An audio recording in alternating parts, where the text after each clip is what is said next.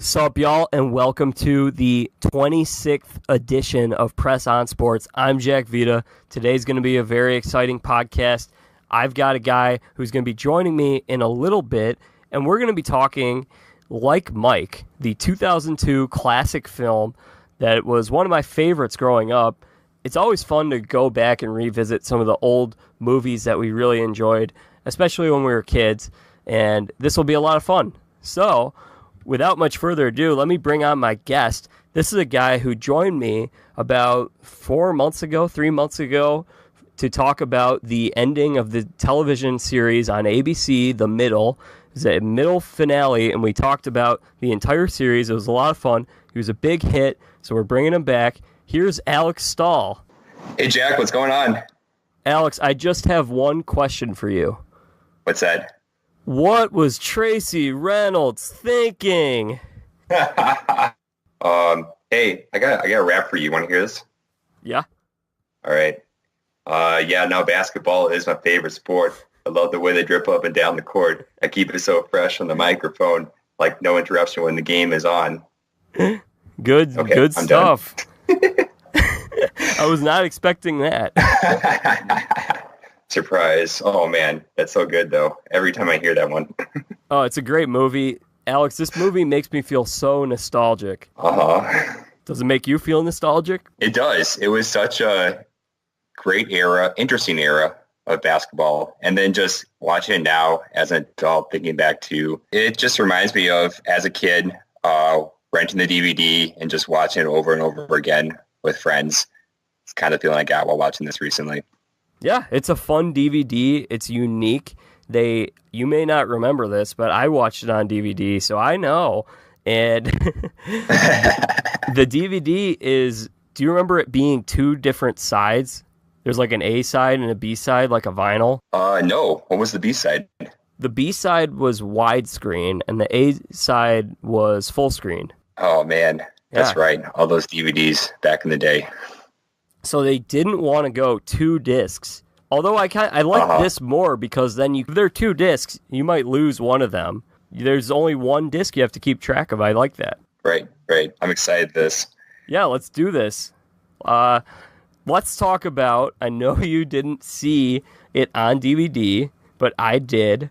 Do you have any recollection of what previews there are before this movie? I don't, because when I watched it the other day, there was no preview. So what do you got? The original preview. Someone here. You watched it on Amazon Prime, correct? Yes, that's right. So everyone who's listening, you want to watch it. If you have Amazon Prime, you can watch it on there. Yep. So the promos, it's like a weird collection of different Fox DVDs. It just says Fox DVDs. So it's like Big Mama's House with Martin Lawrence. Okay. There's one for Dr. Dolittle. Is that the original? Eddie Murphy, yeah. Yep.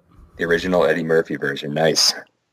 Yeah. And there's another one for The Sandlot. Oh, on DVD? Yeah, it's a promo for Fox DVD. Gotcha. They compile those 3 movies into one promo, and boom, now we're at the movie. Which makes sense, because all these were coming on DVD around that time, because everyone was buying their DVD players. Yeah, everyone loved the DVD players. They're a lot of fun. I still like the DVDs, as you can tell. Mm-hmm. Clearly, you have moved on from them, though. I don't even own one anymore, so. Wow. You don't have like a PlayStation or anything, computer? I got a computer. That's about it. With a disc drive? I don't think so. Not this new one. Wow. Yeah. Wow, that's crazy. So this is probably, I know you have a great memory, Alex. Do you remember where you were when this movie came out, where you saw it? Oh, no, I think it was on DVD. I don't think it was in theaters, but. Oh, okay. I don't remember. How about you? Yeah, I saw it in theaters in North Carolina. So this was summer 2002. I was 8 years old. I was a couple years older, so I would have been probably 12 or 13 when I saw this movie. So this was a movie right in our childhood that we grew up on. Yep. And we'll talk about a lot of things, the nostalgia aspects of things, the NBA at this time period. But let's just jump right into it. Let's talk about this movie.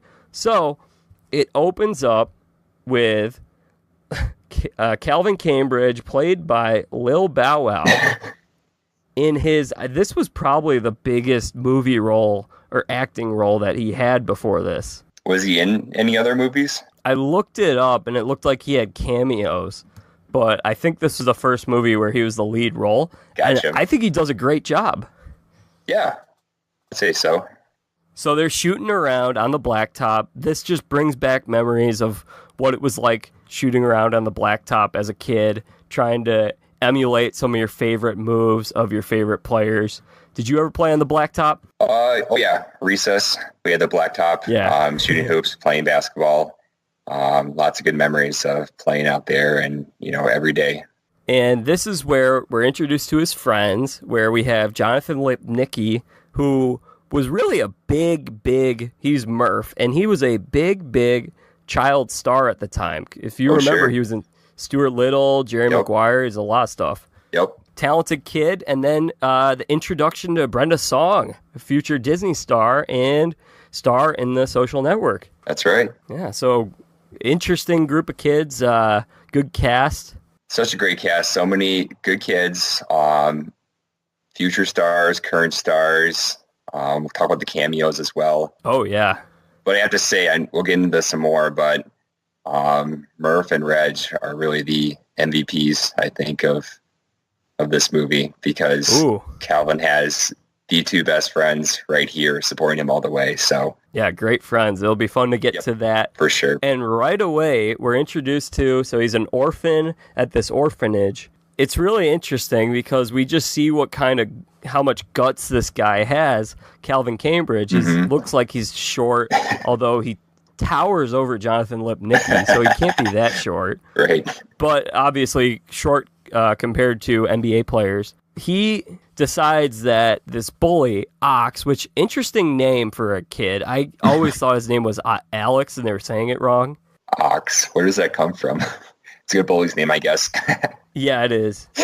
And this guy's name is Jesse Plemons, who is famous in Friday Night Lights, the show, which a lot of my family watches or watched. That's right, and Breaking Bad as well. Oh, yeah, you're right. He's had a pretty successful career. Starts out as a bully here. Yeah. And he's a pretty good bully. Sure is, man. He's mean. Like, everything he does is just to torture Calvin and his friends, and he's pretty good at that.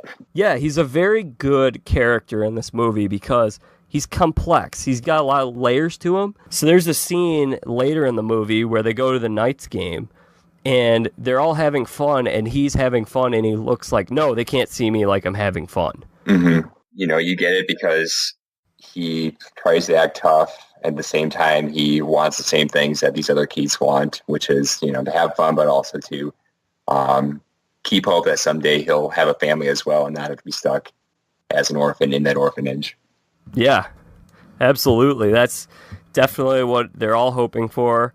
He adapts into this bully role, and we don't fully know his backstory, but we know he's an orphan, which means he's had a rough childhood. So anyway, this is where we see what kind of spine Calvin has, because Ox comes up, he says, hey, I'll play you for your jersey.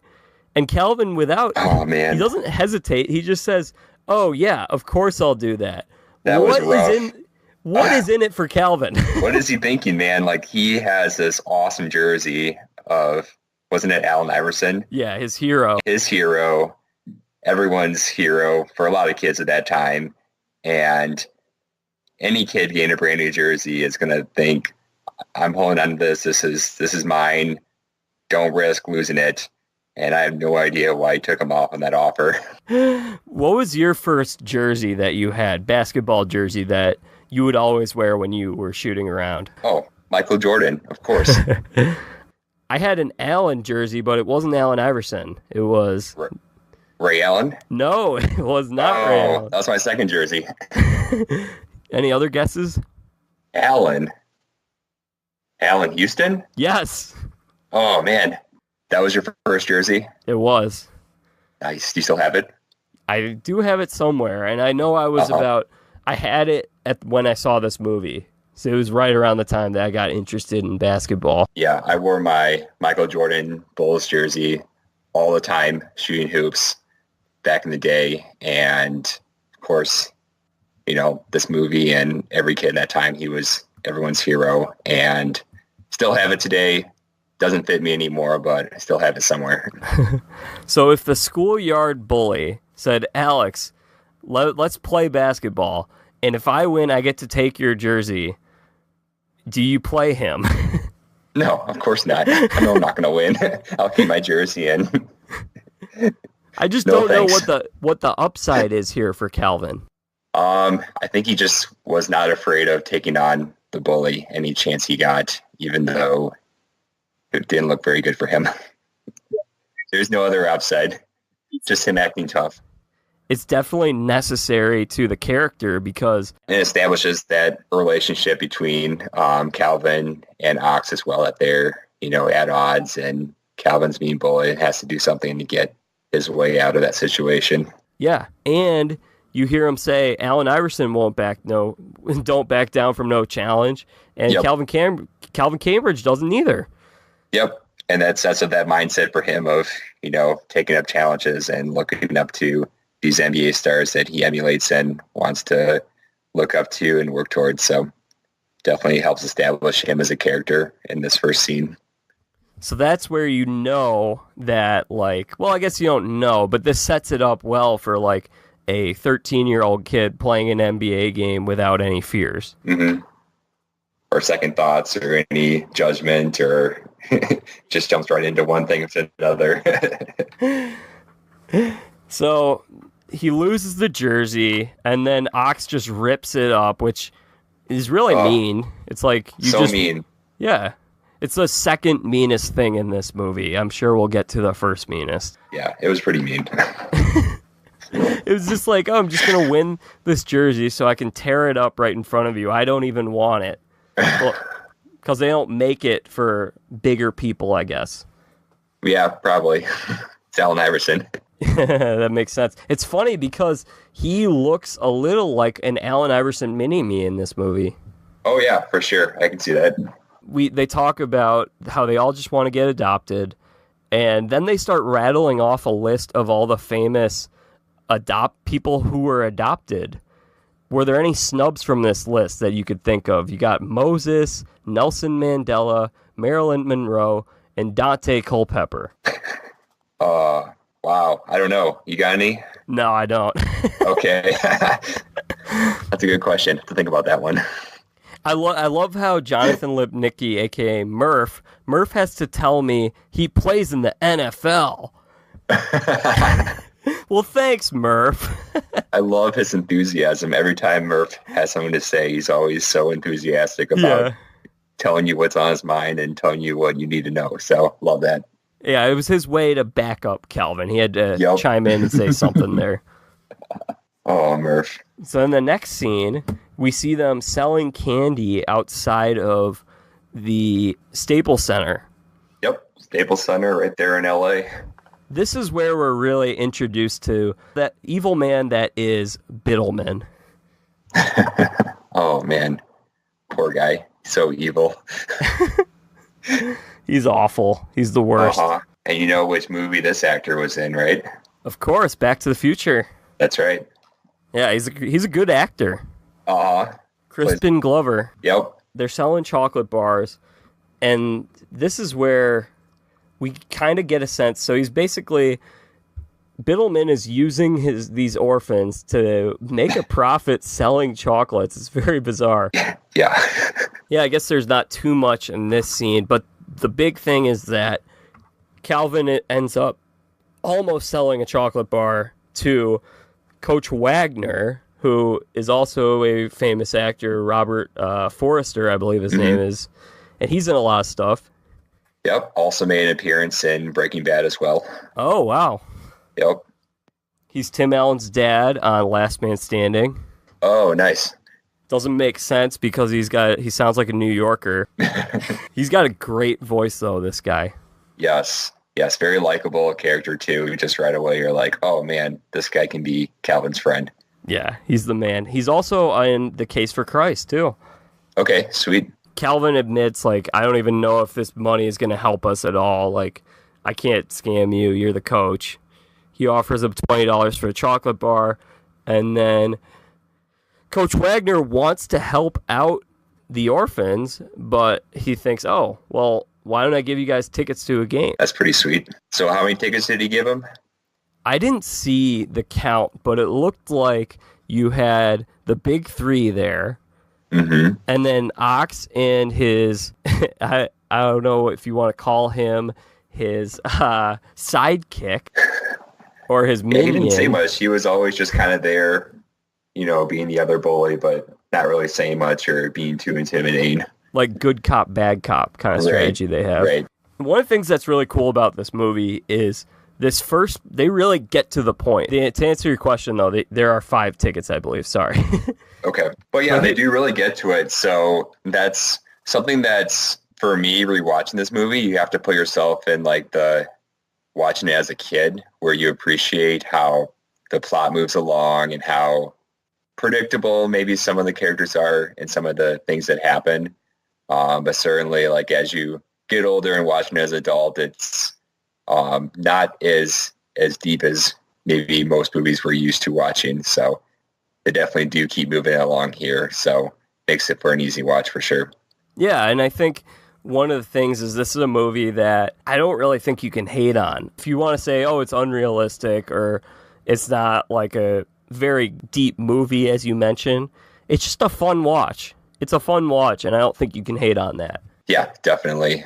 And especially for all like the basketball scenes and the cameos that we'll see coming up here as well. That part definitely makes it fun, especially for this era of the kids and then the NBA as well.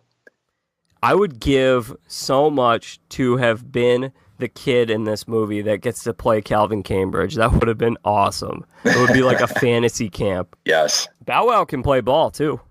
Yeah, I was pretty impressed. He was out there, really playing well. So that was good. And he was a big star at the time. And I was trying to compare him to someone who would come for, like, some of the people are a little younger that don't remember Bow Wow Mania. It was kind of like he was similar to like a Justin Bieber type of like a 15-year-old who was very, very famous. Just a kid that was famous and talented. And, speaking of basketball, so he actually played college basketball. Where? He was a walk-on, I believe, at USC. Oh, you're thinking of Romeo, Lil Romeo. Oh, never mind. Lil Romeo. I bet. Yeah, I was gonna say, are you team Romeo or Bow Wow? Because they drew a line in the sand, and you had to pick one of them growing up. Oh man, I was not paying attention. Yeah. How about you? I like Bow Wow. I mean, I didn't really. I mean, the Lil Romeo show was fun. It was a fun watch. I mean, that's a show I feel like people don't even remember very well. So it shows how much I know when I confuse Bow Wow and Lil Romeo. So I take that back.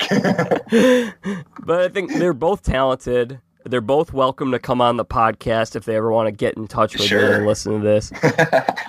They both could ball, though. And this was the street ball era. Yep.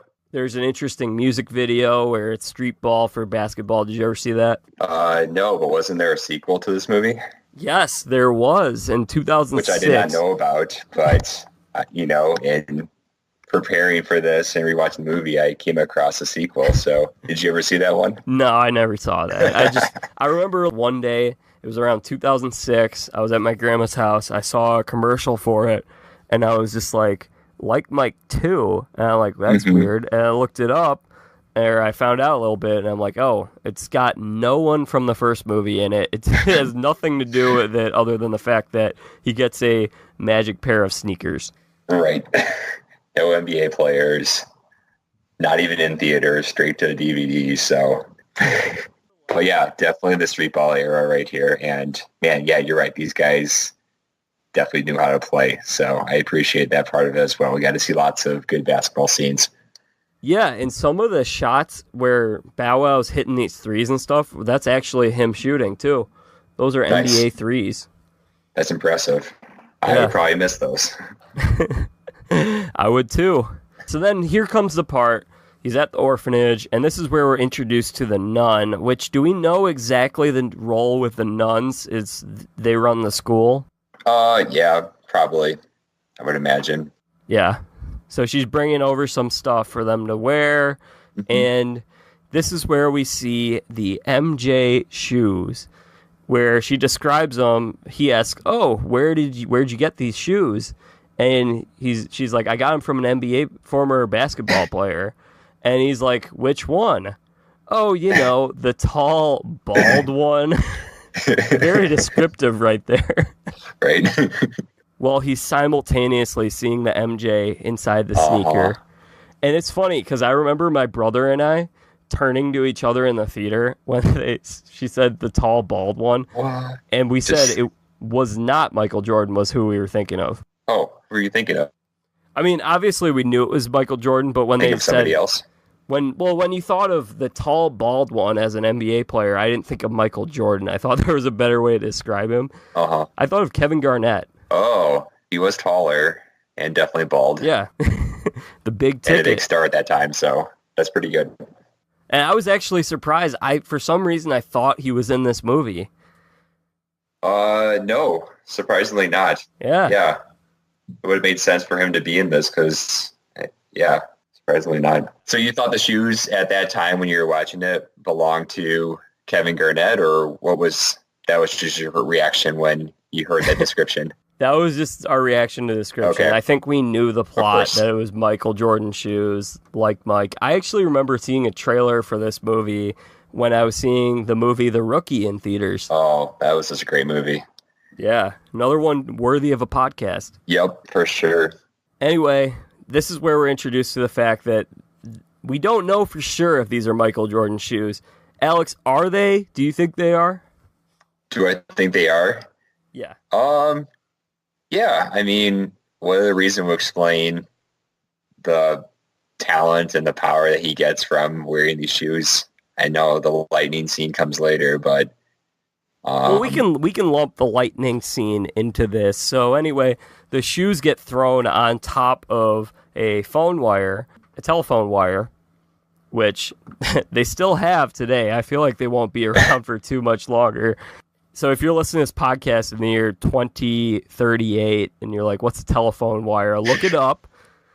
Now we sound old. But here's a question, Jax. So you're talking about these shoes, and the question is, how did Sister Teresa get these shoes from Michael Jordan? Like, how did they end up in her possession? So that's the question, whether they're actually his shoes. In Southern California, too. Right, exactly. Yeah. I don't know, because MJ just seems like a guy. He's either in North Carolina or he's in Illinois. I don't see him anywhere else. Right. And these are like maybe old shoes, too, from back in the day when he played in North Carolina or NBA or whenever. Somehow they either directly got to her or have ended up with Calvin. So it's interesting. They have to be the same size as Calvin. So I think they're from when he was the same age as him. So way back when Michael Jordan was a kid and he wore the same size shoes as Calvin. My guess is that he lost them gambling. Just like Calvin losing the jersey in a pickup basketball game. Yeah, it all comes together. Right? And Makes then sense. The gambling theme at the end of the movie. And we know Michael Jordan likes to gamble, so that definitely makes sense. Yeah, that's why I said it. I think that's it. We figured it out. So anyway, they retrieve the shoes because Ox chucks him up there because he's being a jerk again. And so he's going up to get the shoes. The telephone wire gets struck by lightning. And the electricity runs through it, knocks the shoes off, and Calvin falls to the ground. And then you see, this was really cool. This felt very like 90s, 2000-ish, like Disney-ish type of thing where you see the electricity coursing through the shoelaces. Power companies issued a press release prior to the release of this movie to remind people of the danger of high voltage power lines. So yes, it's cool watching TV, but as a kid, just a reminder, this is dangerous. That's hilarious. I didn't know that. Very dramatic, though. Very dramatic. Now, do you think the lightning plays a role in these magical shoes? Did it bring the shoes to life?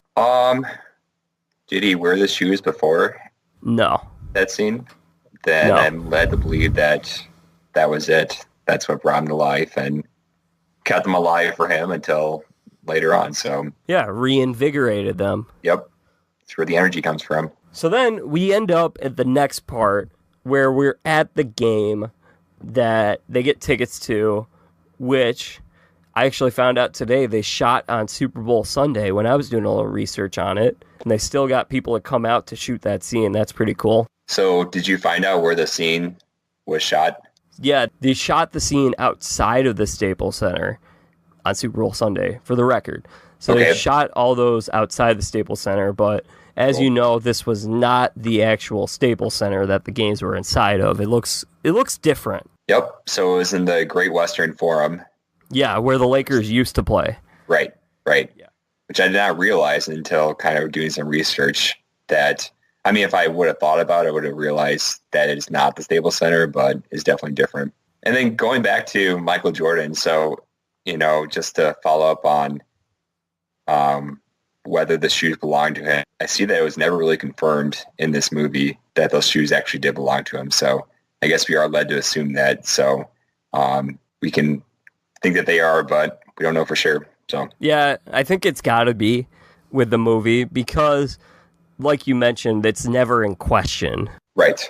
So that's what they're going with. I personally wish, I never thought of this, Michael Jordan, I wish he had a cameo in this movie. Mm-hmm. It's definitely missing. This whole movie is just a huge, huge love letter to Michael Jordan. There's so many different things that are tributes to him, the North Carolina apparel, some of the mannerisms that Calvin copies on the court. So why, because I imagine he was asked to be in the movie. Why Yeah. do you think he would have chosen not to? He's working on his big comeback to the NBA, probably around this time. Wizards. Yeah, I think he played from 2001 to 2002. This movie came out in 2002. 2003. He played those 2 years. So this Yeah. was right in between his 2 seasons with the Wizards. Yeah. And it's interesting, though, that they could have easily showed a scene with the Knights playing against the Wizards, but it never happened. So, Yeah.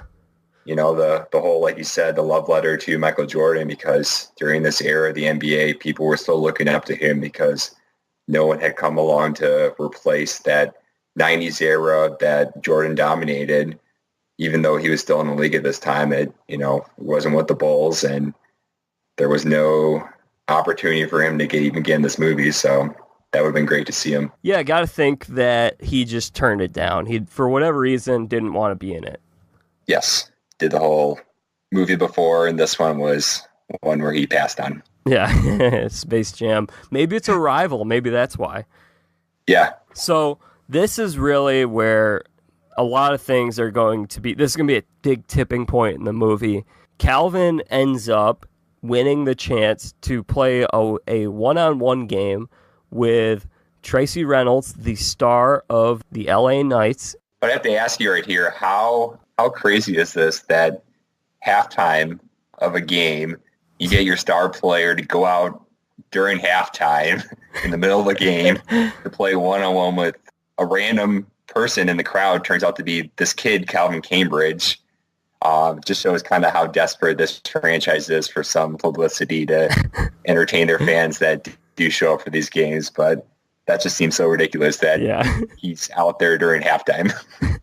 Yeah, definitely. Yeah, it is absurd. I think the thing that's really funny is he's saying, you got to do this because we're going to have to sell the team and then you won't have a job, or you might have to play somewhere else, or you're going to have to move or whatever. He's like, you got to do this. Otherwise, we're going to be in trouble. So just do it. And just then he's like, all right, so you gotta let him score at least once because it's nice. The crowd will love it. And then he fights him over this. Mm-hmm. No, he says, you got to fight. You got to let him score twice. And he says, I'll only let him score once. And then he scores, 3 times on him? So this reminded me of Kobe. This felt like something Kobe would be like, no way I'm letting some kid beat me. Yeah, I could totally see Kobe out there playing that way. Because That's good. I think LeBron would be like, oh, I'll just let the kid have his moment. Like, I'll be nice. And Kobe would be like, no, no. No, too competitive for this. I'm not going to be nice at all. This kid's not going to make me look bad. And if this had got, like, imagine if this was happening now with social media and everything. Oh my gosh. Oh, yeah. Like anytime you see like some off-season workout, see no matter who it is. And if this is just a kid doing that, everyone would be just going insane and ridiculing that player for letting this happen. Yeah, it's crazy. So anyway, long story short, Calvin wins this one-on-one game, and the crowd loves it. He dunks. He throws himself an alley-oop pass off the glass, and it's pretty absurd, but it's why we love this movie. It's great. Yep. And then light bulb goes off in Eugene Levy's head, which, do you have what's his name in this movie? Let's look here. So this would be Frank Bernard. I don't remember them ever calling him that. I don't think so, but he's got a name here. He's a great actor. He's in a lot of stuff. Oh, yeah. Yep. All right, so what's this idea? He says, all right, we're going to, let's get this kid. We won't have him play, but let's just have him sit on the bench, and tons of people are going to come out, and it's going to be a great draw. One-and-done NBA rule, so it worked. Yeah, that's something I was going to bring up. He loses his... The coach think about that. Yeah, he loses his college eligibility by doing all of this. Right. And then when he walks away from the game at the end...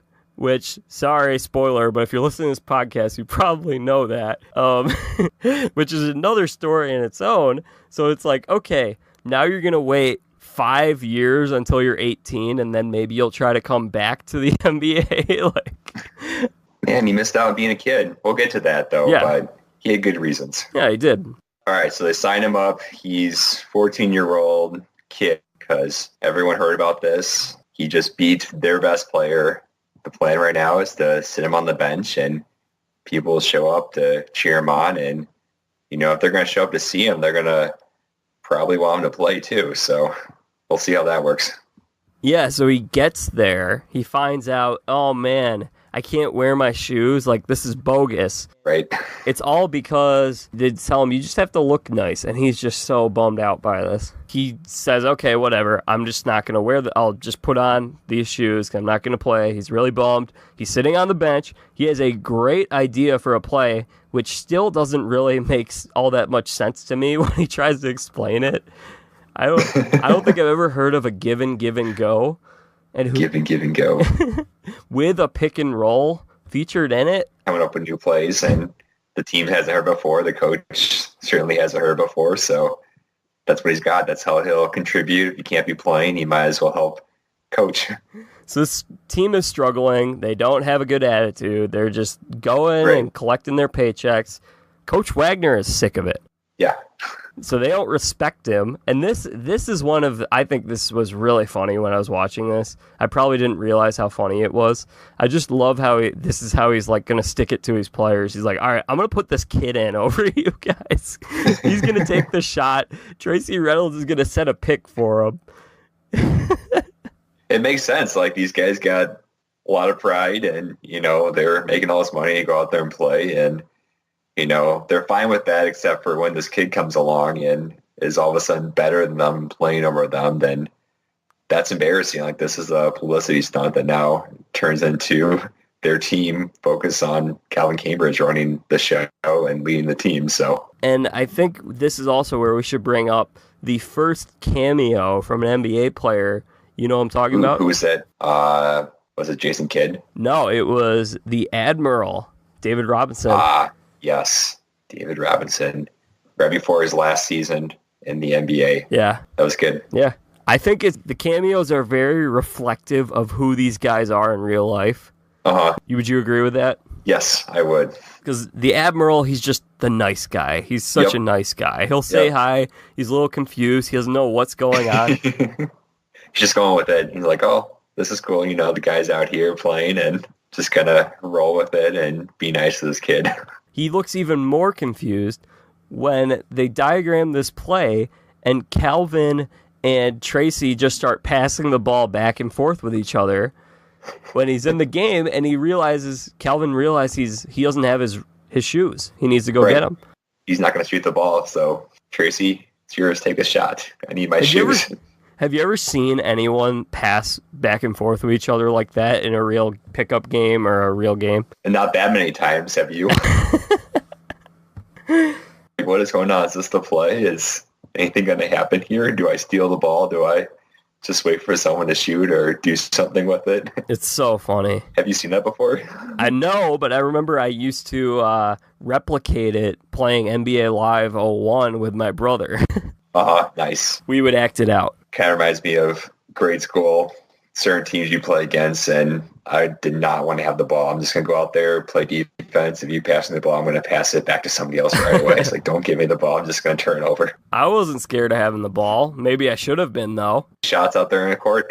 Yeah, I mean, I wasn't a huge shooter, but I like to pass it and set guys up. Right. Tally up the assists. Yep, there you go. So what happens next? He leads a comeback, and he's balling out. Yeah. Nobody saw that coming. No. But he's got his shoes now. Sorry, I forgot. So Calvin can't play without his shoes because they're magical. They're what's propelling his game. He needs them. So then he says, like, all right, I have to go to the bathroom. Just let me go to the bathroom. And that's where he gets his shoes. And it's funny because he threw a ton of things out of his locker searching for those shoes. Like, how many different things does he have in his locker for one day? Right. Just brought everything he has to that locker and just stuffed it all in there. Is he living there now or something? He might want to. Probably. Dramatic effect. Where are the shoes? They got to be here somewhere. But then he finds them, and he makes his heroic return to the court. And that sets him up for a contract with the team. Mm-hmm. I love this. You probably remember, you and I will remember when the NBA used to be on NBC. Yes. NBA and NBC. What a great era. Yeah. It makes me think of NBA Showtime, where it'd always be like, the NBA on NBC. So what was his contract? Did they release the terms? Not really.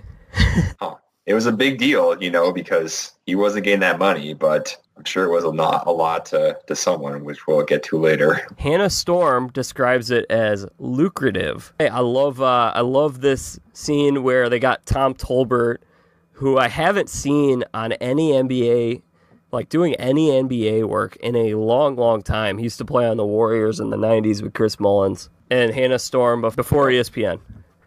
Yep. So some good news cameos, and there are some other good ones later. Rich Eisen shows up with hair.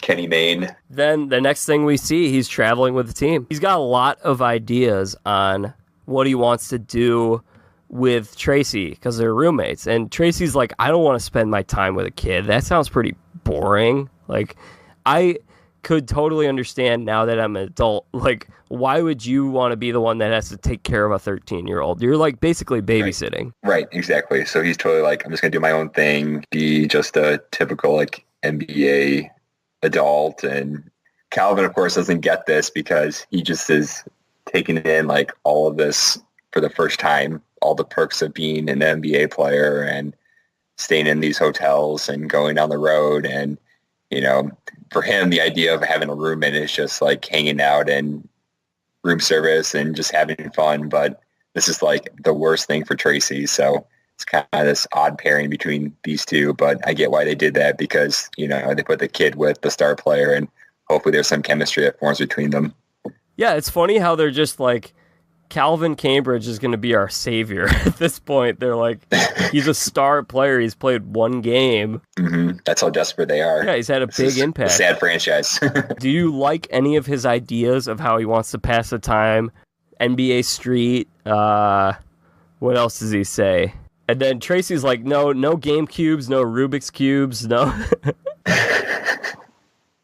I like those ideas. I mean, Calvin has some good ideas. Like, that's what I was doing during that time when I was his age, was freestyle rapping, playing all of those video games. It's like, why not? It sounds good. Don't need to go out. We can just hang out right there in the hotel room and just have a great time. Which sets us up for the room service. Yes. So what did he order here? Because he ordered just about everything.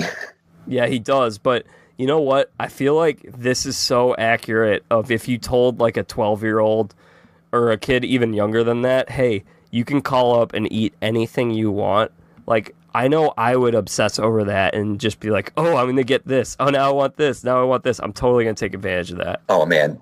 Definitely. Such a great perk. And how can you say no to that? Like all this great food in here and you don't have to go out for it. Just get it right to your room and just feel like a king just being served and enjoying all this great food. So, of course. Yeah. He's got it pretty good. It's good. He enjoys it. Being an NBA player is easy. He's got it made. I wish it was. This era of basketball was really fun for me because I'm not too crazy about the current era. How much threes are being shot, how stacked the Golden State Warriors are. I like these old school stars, and now I sound old once again. All right, so you like the early 2000s NBA era. Even though it was kind of down for the league, it was the post-Jordan era where teams were trying to figure themselves out, trying to figure out who the star players were, who the great teams were. And there really wasn't any besides the Lakers run. So why was it a fun era for you as a kid? I guess I like the players. You bring up a lot of good points. I wasn't one that was like, oh man, I'm really bored by defense winning championships because that's what happened with the Detroit Pistons, the 03 Spurs with two big men, Bruce Bowen. Like, I like that kind of stuff, but I mean, obviously to the casual fan, that may not be as exciting. And I don't disagree with you because like this was right around the same time I started paying attention, like fully like investing myself and like watching basketball and rooting for teams and following the league as well.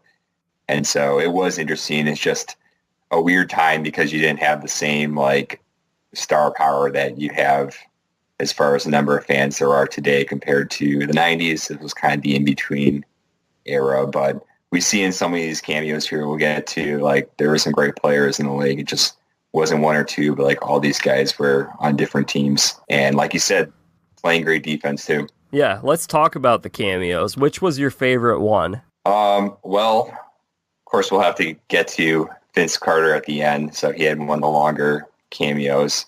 Jason Kidd and Gary Payton were interesting as a Bucks fan, seeing those guys in there because both of them spent some time here in Milwaukee. And I'm just looking at this list here, and like there are just so many here. I was watching the deleted scenes. They cut a scene with Ray Allen, Dikembe Mutombo, and I think it was Steve Francis, I want to say. What? No way. Ray Allen was my favorite player during that time.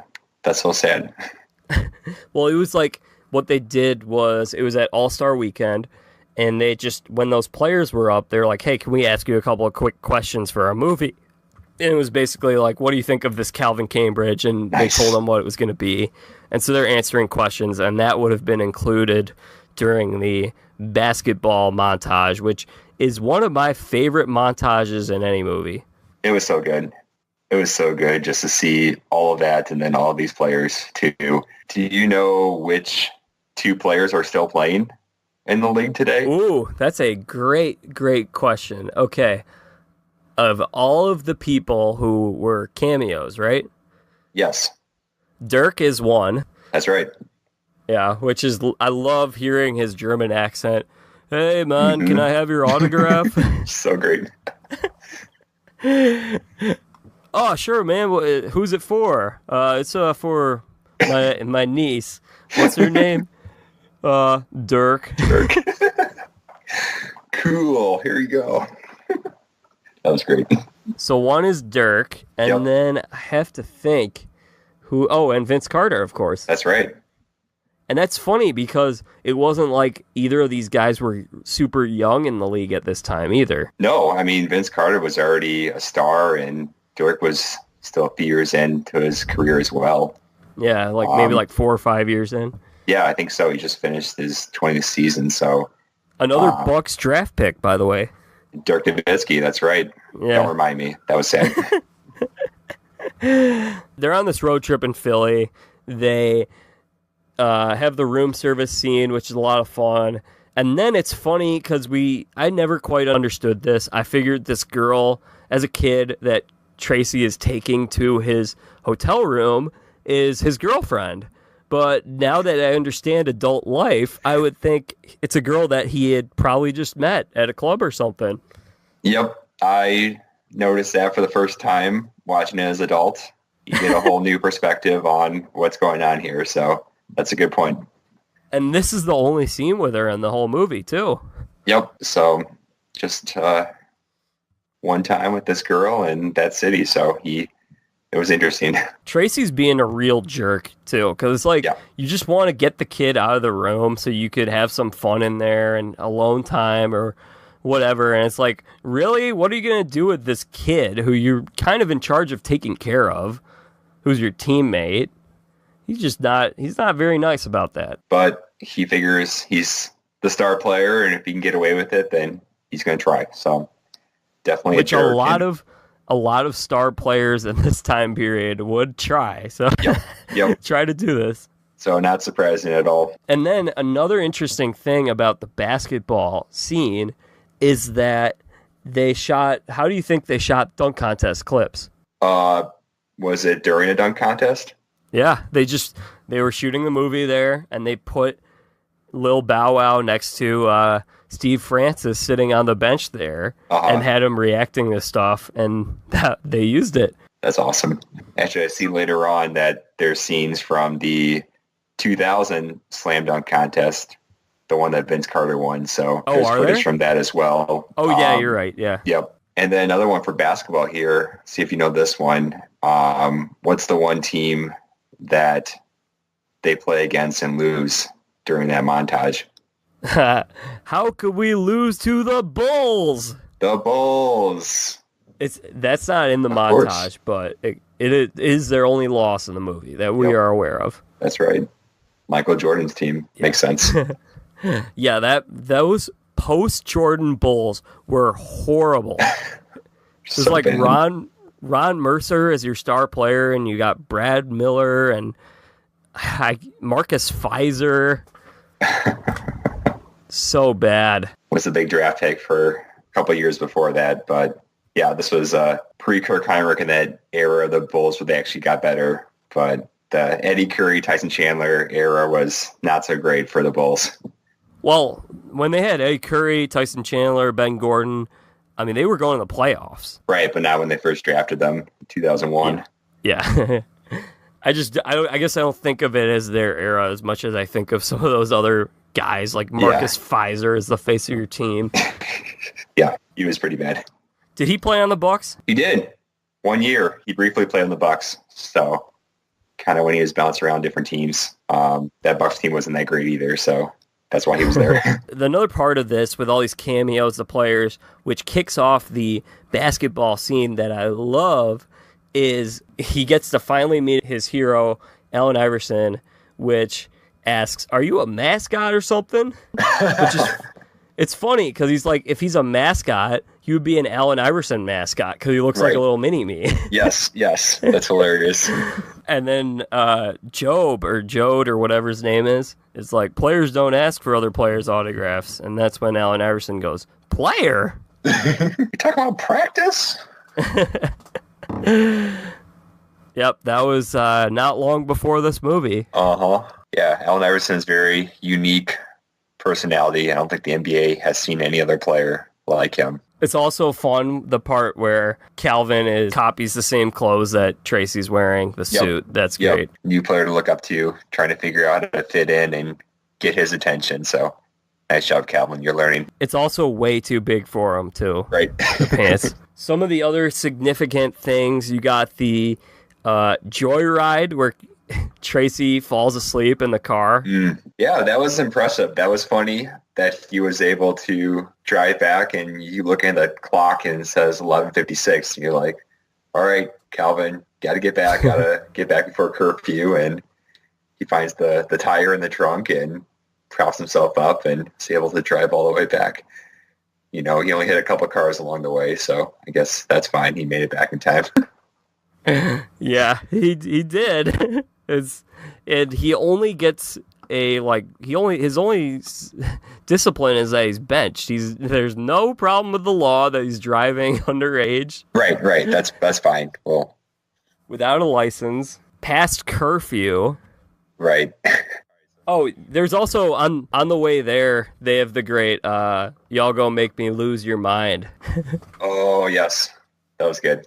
One of the great things about this movie is that it taught me how to look at triangles properly. Did it have that effect on you? Yeah, that was such a great scene when we're seeing how that is explained and how the triangles work in that offense. So that was pretty sweet. Yeah, it was great. I loved it. Well, you mentioned the triangles, and here's something interesting that I found about Tracy Reynolds' mansion. Apparently, it was formerly owned by Tracy McGrady. Oh, I know. Oh, I thought you were going to ask me who. I knew that. Oh, shoot. I didn't know that. No. Did you come across that? Yeah, I was listening to DVD commentary today, and nice. Bow Wow said that. And I was like, why did he have a place in Southern California? Was it in Southern California? Yeah, they shot that in Malibu. Well, I'm sure a lot of players have places in California, so... they just didn't have any Twitter back then to be like, oh, so-and-so got a place in Southern California. They want to come to play for the Lakers. Right. Different era. These guys actually were able to hide sometimes. Yeah, that was a great scene. The paint is so fun. And interesting thing about that is that they had to have Murph in that scene. Otherwise, Tracy would have no sort of information or relationship with this kid that he will eventually adopt. Oh, that makes sense. I didn't think about that. That's a good point. That's why they had to include him in the scene, why he shows up late, which kind of is kind of random if you think about it as face value. But if you're making a movie, you have to have some sort of way that those two interact with each other. Well, speaking of Murph, it was great to have him in this scene because he is such a cool kid, fun character. But it's unfortunate we don't see more of him between him and also with Reg, because these two really don't get a backstory. They don't get a lot of attention besides just being Calvin's friends and being orphans. So it was cool to see him there and see more of that friendship between Murph and Calvin, because I think he's just one of those kids that every kid would want to have as a friend. So I like that scene a lot. So we mentioned this already a little bit before about how much fun this is to watch the movie. And it's definitely a movie you have to watch from a kid's perspective, because it is fun, but it's not one that you might pick up as an adult and appreciate in the same way that we do, having grown up in this era and kind of looking up to these players and feeling like we're a kid again. A lot of the plot really kind of moves right along, and we kind of miss out on some of the character backstories and some of the development of the other characters that I wish we would have seen. So that was kind of... Who would you have liked to see more of? Definitely Murph and Reg.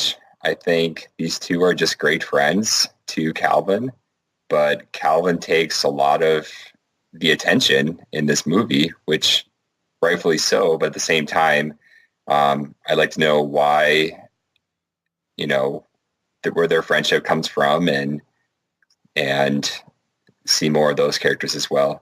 I'm not sure how you do that, but that was something that I thought was kind of lacking because they don't get a lot of attention here. Yeah, that's an interesting point. It's tough to incorporate them in stuff when he's on the road. Yep.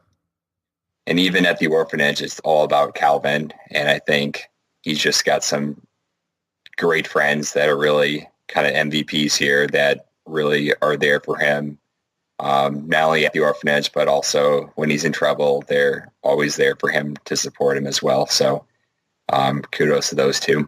It's actually interesting. There are only a couple of scenes in this entire movie that don't involve Calvin in them.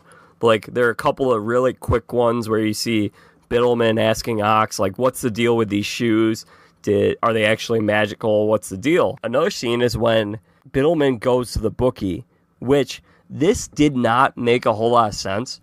why, like, I thought he was trying to place a bet with that guy. So why are his henchmen, like, essentially trying to help him out and win the bet? I don't know. So he was, betting against Calvin. I'm not sure. What do you think there? It has to be like this guy is somehow decides, oh yeah, I'll jump in on this $100,000 bet with you guys. Mm-hmm. And like, we're all going to go in on this together. Meanwhile, we'll all jump in on this bet with you. Even though we have no idea why you think Calvin's going to have some like weird off game, why do they believe him that the shoes are magical? It's another unbelievable hole in this movie that you have to kind of appreciate the magic of it and the craziness of this film that's not realistic. So that's a good question. They show them like speeding through Southern California, and it just made me wish, like, man, I wish I was there. Like, I just want to be there right now. That looks fun.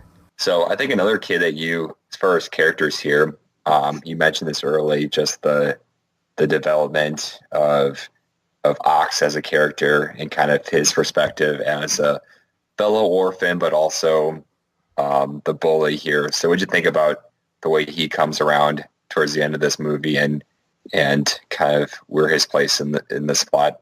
He does a real 180 on this, which I think is really cool. Yeah. You see some parts in the movie where he doesn't seem like such a bad guy. He seems to like the other kids, but the whole time Biddleman is just controlling him to basically turn him against the other kids, it seems.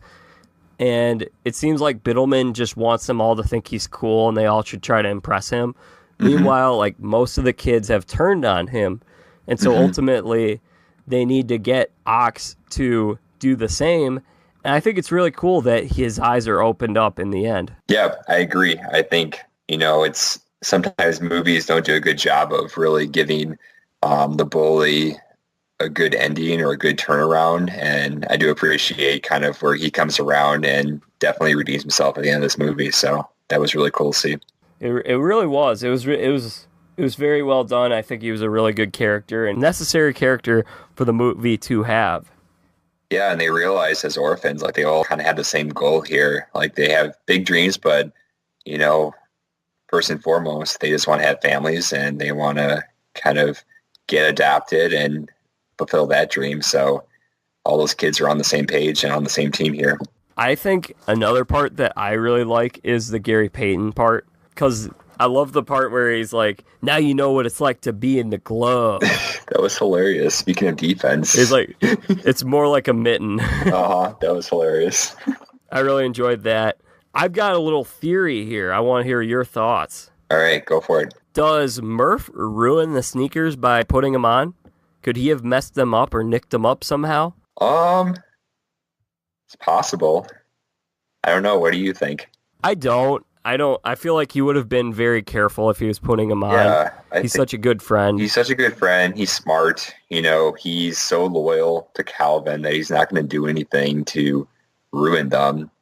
If anything, I feel like it's just Calvin playing so many games and playing the way he does in those sneakers that eventually that was bound to happen. We talk about how old these sneakers are too. Like, if Jordan had them as a kid, like, they've been around for a long time. So that was something that was eventually going to happen. And I feel like Murph is more careful than Calvin would be. I think Calvin could be careless sometimes and not think about what he's doing in those sneakers. So yeah, I agree with you. I think that it's also like a kid that sees those magical shoes, has them alone with him with nothing to do, like, is totally going to be like, can it work for me? Like, what's the deal with these?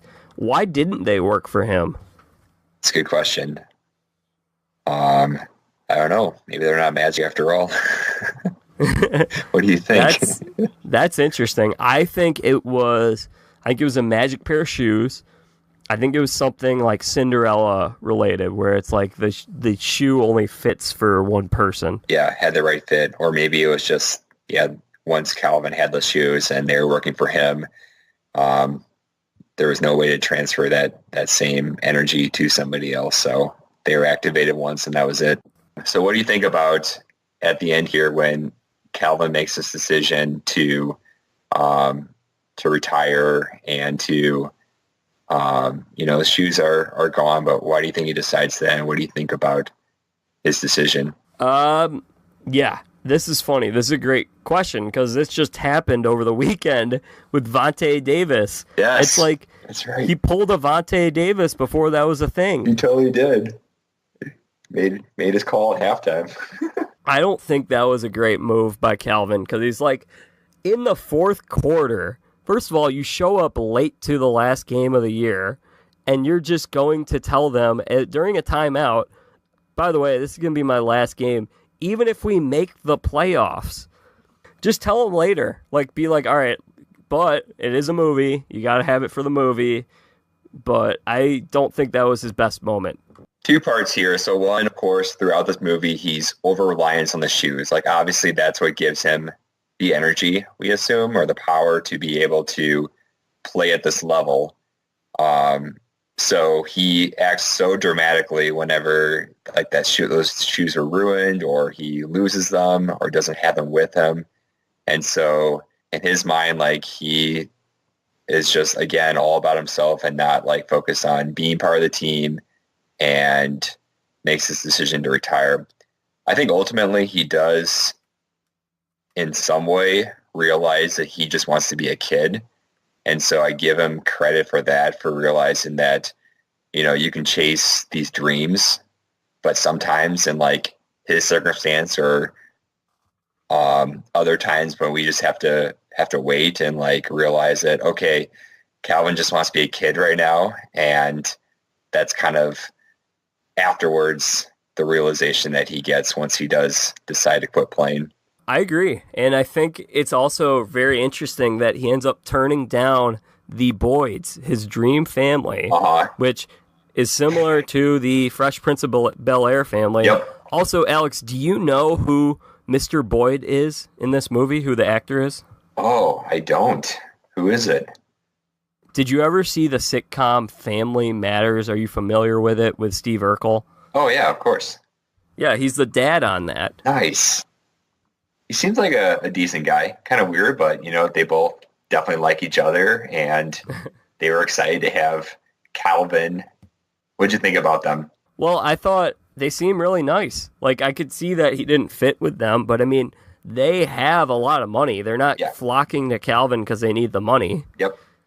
Yeah, genuine, honest, nice people. So, but the weird thing was, did I miss something here? So he, after the game, told them that he would meet them in the parking lot.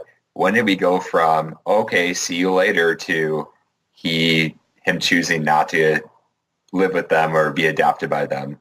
There seemed to be like a gap of that never happening.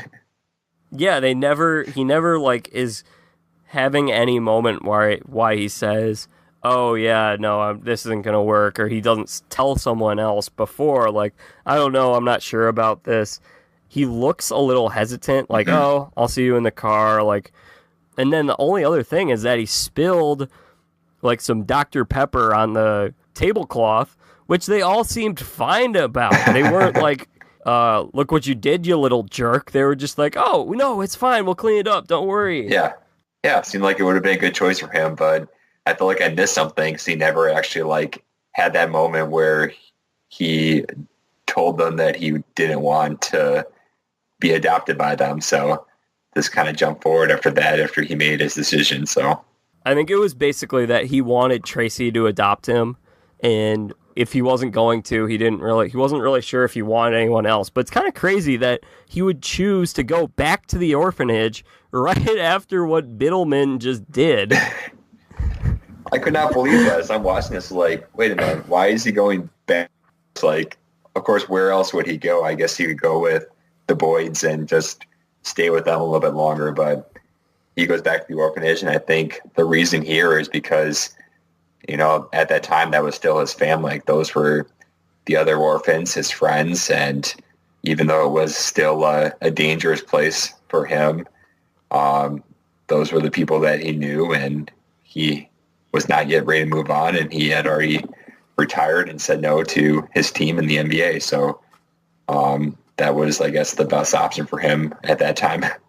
Yeah, I guess so. It was a very interesting choice. It definitely was surprising.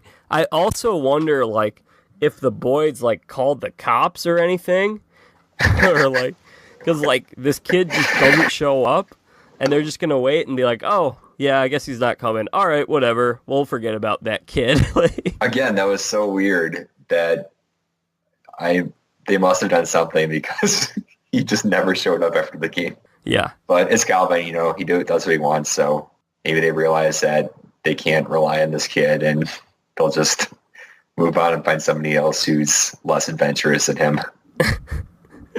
Yeah, that was funny. Also, I also want to touch on Biddleman burning Murph's picture of his mom is one of the saddest scenes ever in any movie. It's just torturous. That was so sad. That just shows that he's just an evil character. He just does not care at all about these kids. He's just in it for the money. He realizes that he can make money off these orphans and torture them at the same time. Such a sad scene. Yeah, he's really the worst person in this movie, and Crispin Glover does an amazing job being so hateable in this movie. Which is amazing because in Back to the Future, he's the one that gets bullied. So yeah, he's just like a sweet little dorky guy who like is very polite and means very well. So of course we had our actual sequel that neither of us watched. But I was kind of thinking about what this might look like today if we were to remake this movie and do it a little bit differently, have something more realistic. I actually enjoyed like a lot of the Disney sports movies during that era that were based on actual stories. I think there's a lot you can learn from kind of real events here. And yeah, like Invincible, Rookie. So here's one. So of course I mentioned this before, and as a Bucks fan, my favorite player is Giannis Antetokounmpo. So check this out. How about a backstory? A backstory of Giannis as a kid? Yeah. That's interesting. All right. So I'm going to read you a little bit of his bio here. And here's what it says. Antetokounmpo was born in Athens, Greece, December 6, 1994, the son of immigrants from Nigeria. 3 years earlier, his parents had moved from Lagos, leaving behind their firstborn son, Francis, with his grandparents. Even though Antetokounmpo and 3 of his 4 brothers were born in Greece, they did not automatically qualify to receive full Greek citizenship. For the first 18 years of his life, Antetokounmpo had no papers from Nigeria or Greece, and he grew up in the Athens neighborhood of Sepolia. The New York Times reported, like other immigrants to Greece, his parents struggled to find work.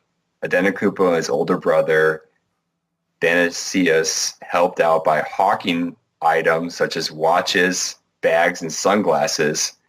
And in 2007, Antetokounmpo started playing basketball, and by 2009, he was playing competitively for the youth squad of Villan Vikos.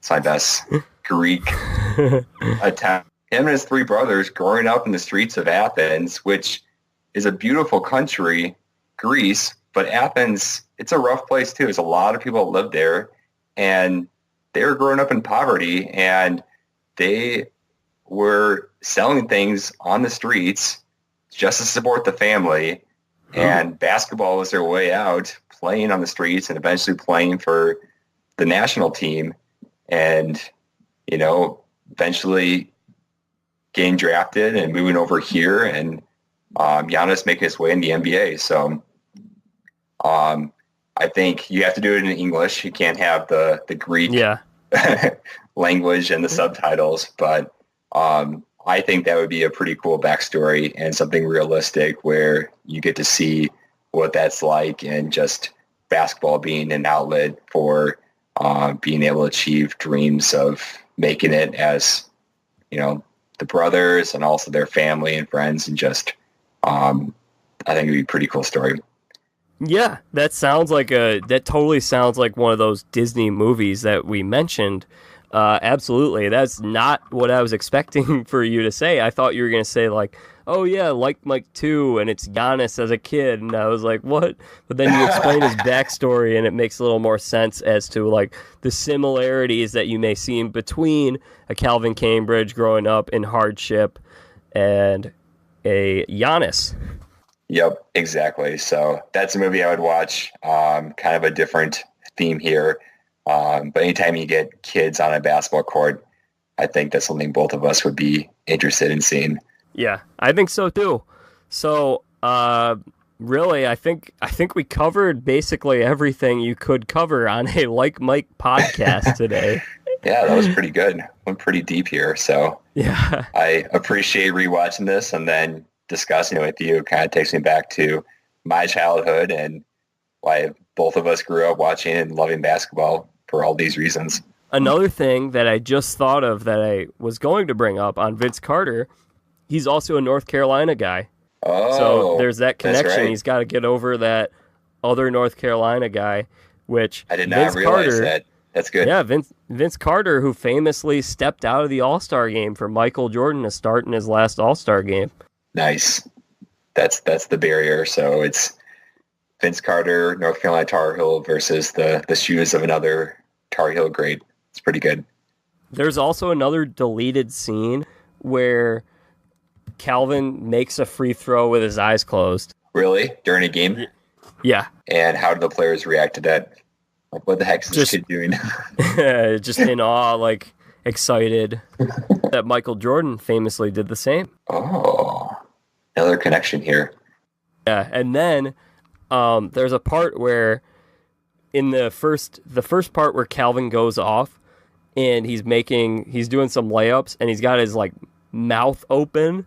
It's similar to MJ with his tongue sticking out that he always had.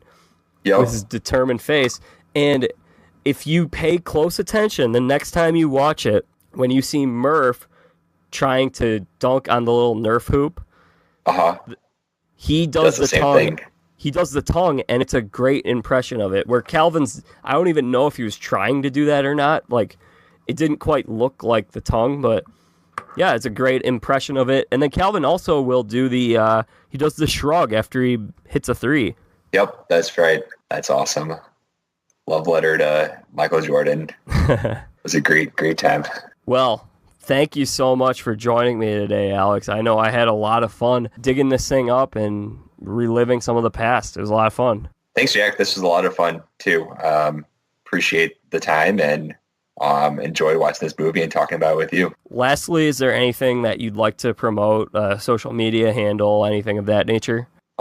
Sure. I guess you can find me on Twitter. So it's at Alex Stoll. That's Stoll. And you can find me there. Awesome. Well, thank you. I'm sure I'll talk to you again sometime soon. Awesome. Thanks, Jack. College basketball, maybe. That sounds great. Take care. Awesome. Thanks, Alex. That's it for my conversation with Alex Stoll. So thankful that he was able to join me to talk about one of my favorite movies, Like Mike. So, what did you guys think? You can tweet me your thoughts at @TheJackVita. It's my new Twitter handle. I'm very responsive on there. Would love to hear what your thoughts are on the podcast, what you thought of our show today, and some of our fan theories that we had. Did Murph ruin the shoes? Were the shoes really Michael Jordan's? Were they magical? Tweet me. Let me hear your thoughts. Also, while you're at it, go ahead and subscribe to Press On Sports on iTunes or wherever it is that you get your podcasts. If it's Spotify, be sure to follow us on there, and you will never miss an episode. You'll always be in the loop whenever there's a new episode available for your consumption. So go ahead and do that. Thank you to everyone who listened. That's it for today's show. Bring in the dancing lobsters.